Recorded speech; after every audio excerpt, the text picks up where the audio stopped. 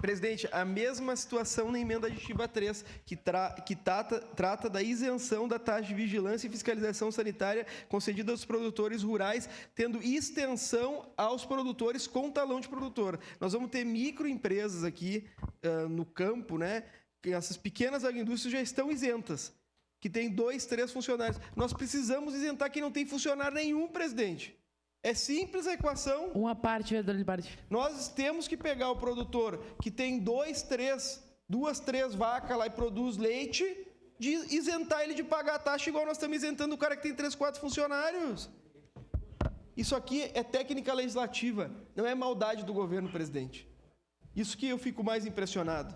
É óbvio que quem escreveu queria privilegiar ainda mais quem tinha talão de produtor e acabou não colocando na lei. Então, bom, se nós vamos garantir a pequena agroindústria, vereador João Wes, que nós possamos garantir também aquele que tem talão de produtor. E mais do que isso, se não há estudo de impacto e se há inviabilidade na aplicação do orçamento do município, que o prefeito vete. Não tem nenhum problema. Ele tem liberdade de vetar. Agora, vamos sinalizar para quem tem talão de produtor, que é a grande maioria da minha região, da região do senhor e de todos os locais desse interior.